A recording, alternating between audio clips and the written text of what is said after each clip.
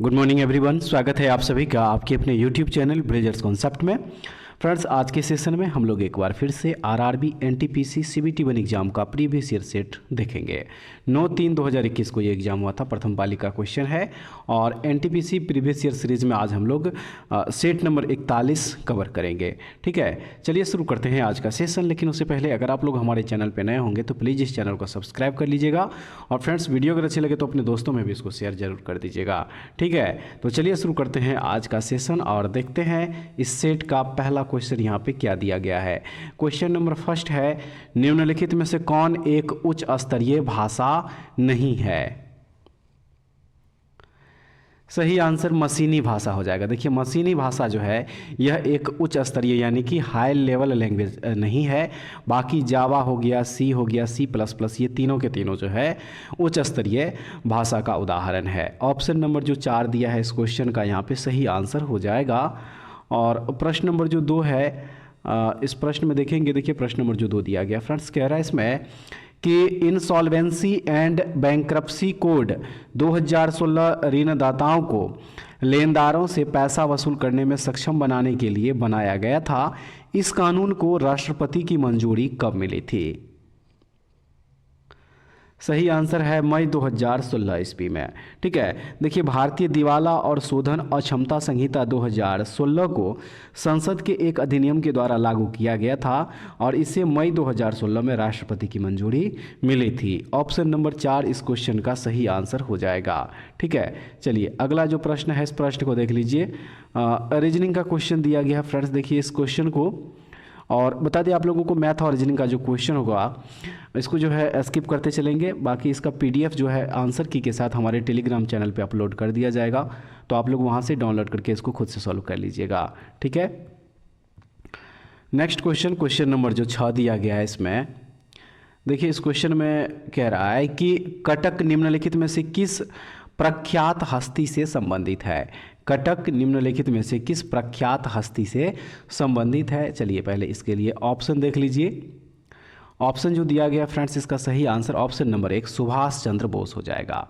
ठीक है, सुभाष चंद्र बोस से संबंधित है कटक। सुभाष चंद्र बोस का जन्म जो है 23 जनवरी 1897 ईस्वी को 1897 ईस्वी को जो है कटक ओडिशा में ही हुआ था। ऑप्शन नंबर 1 इस क्वेश्चन का सही आंसर हो जाएगा। ठीक है, अगला प्रश्न देखेंगे। 2019 में शुरू किए गए निम्नलिखित में से किस मिशन से अगले 5 वर्षों के दौरान स्वास्थ्य, कृषि और ऊर्जा क्षेत्रों में बदलाव होने की उम्मीद है? तो वह है UNATIL। ठीक है, ऑप्शन नंबर जो माफ़ कीजिएगा, एल नहीं, यहाँ पे आई हो जाएगा।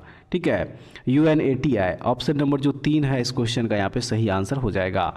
विज्ञान एवं प्रौद्योगिकी मंत्रालय ने प्रमुख उद्देश्य के रूप में अटल जय अनुसंधान बायोटेक योजना राष्ट्रीय स्तर पर प्रासंगिक प्रौद्योगिकी नवाचार का उपक्रम है। ऑप्शन नंबर 3 इस क्वेश्चन का यहाँ पे सही आंसर हो जाएगा। और नेक्स्ट जो क्वेश्चन है इसमें कह रहा है कि टीपू सुल्तान इनमें से किस स्थान से संबंधित है? टीपू सुल्तान इनमें से किस स्थान से संबंधित है?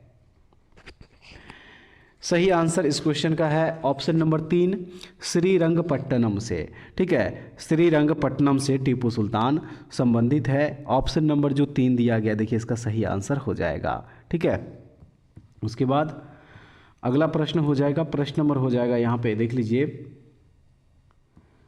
प्रश्न नंबर हो जाएगा फ्रेंड्स यहाँ पे 19।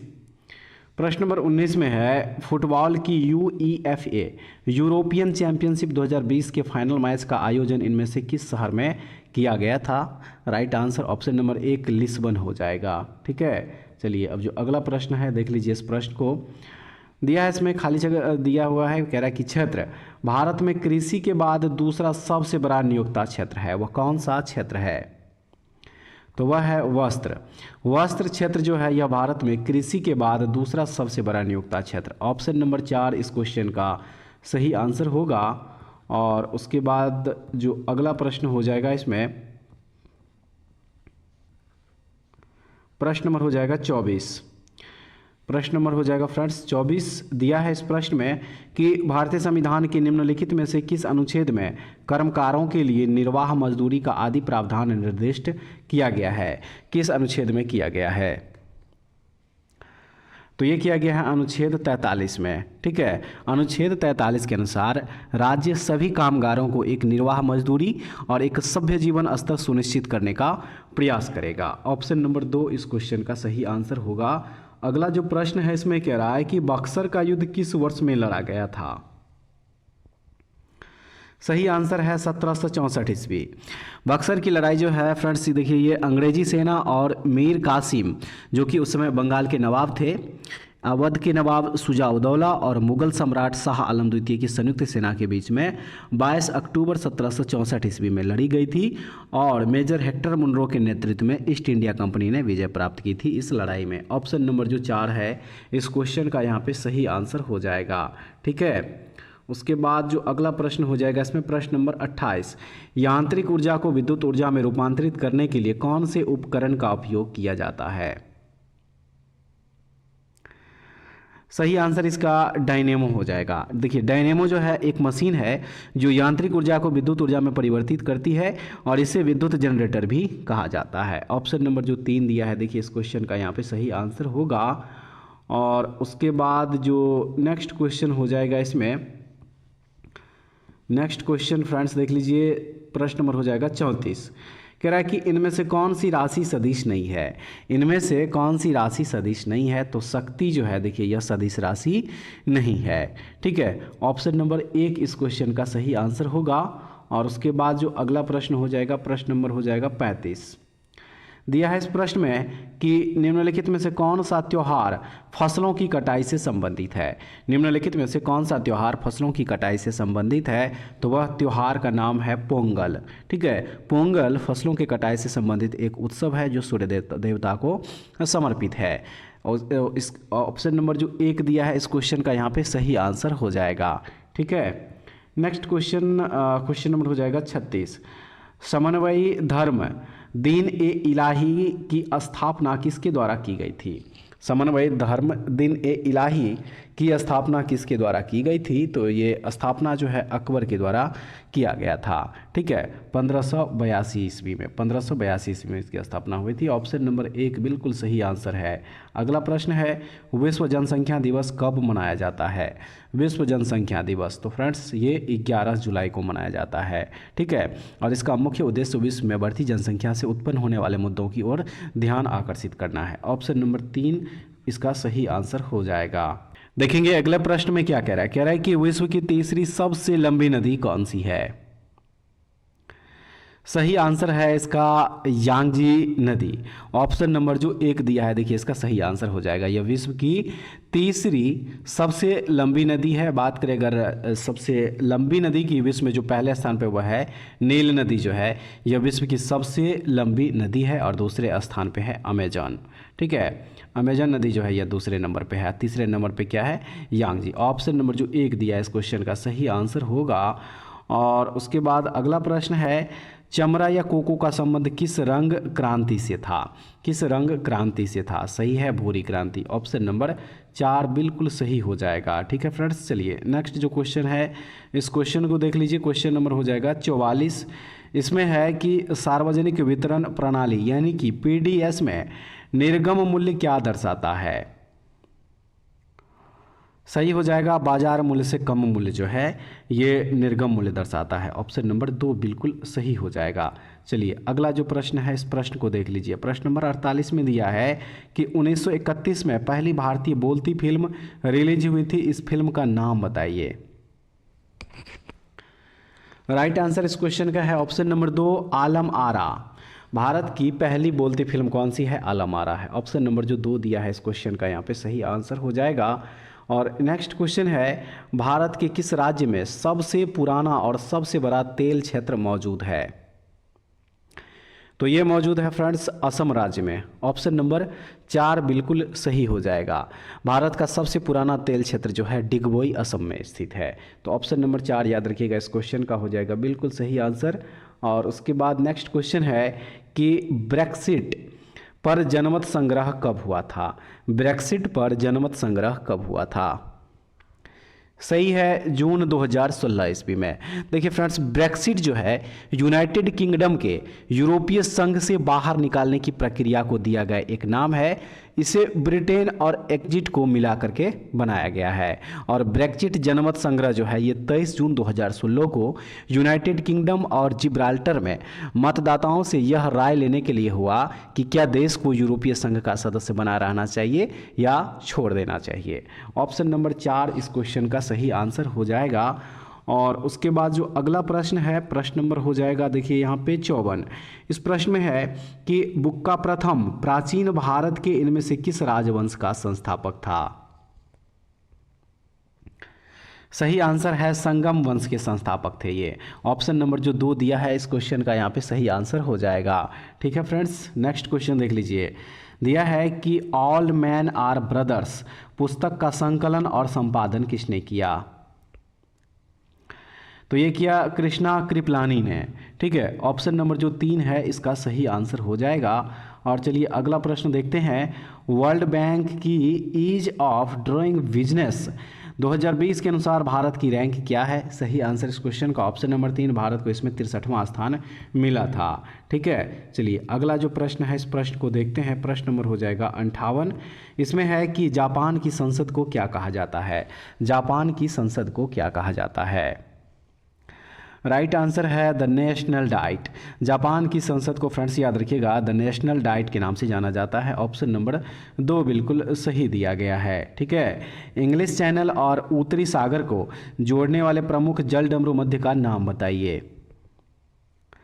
तो उस जल डमरू मध्य का नाम है डोवर जल डमरू मध्य।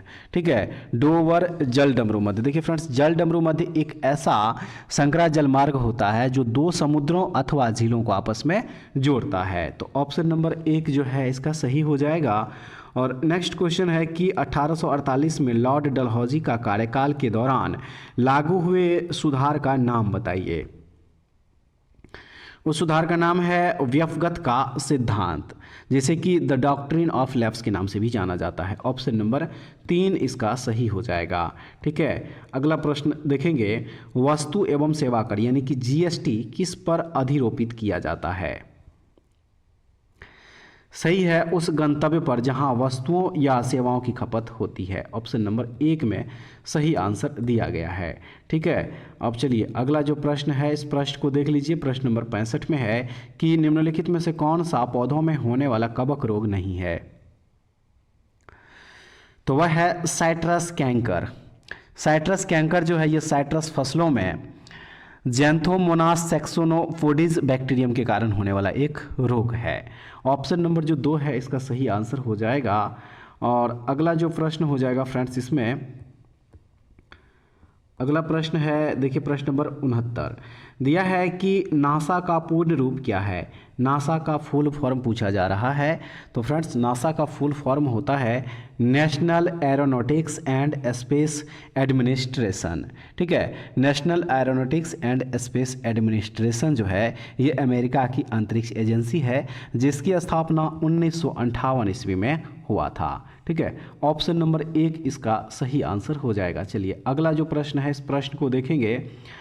प्रश्न नंबर है 71। फ्रेंड्स इस प्रश्न में है कि किस पशु को भारत का राष्ट्रीय धरोहर पशु घोषित किया गया है। सही आंसर हो जाएगा हाथी। 22 अक्टूबर 2010 ईस्वी को भारतीय हाथी को भारत का राष्ट्रीय विरासत पशु घोषित किया गया था। ऑप्शन नंबर जो 2 है इसका सही आंसर होगा। और नेक्स्ट क्वेश्चन है प्रकाश संश्लेषण की दर किस रंग के प्रकाश में अधिकतम होती है।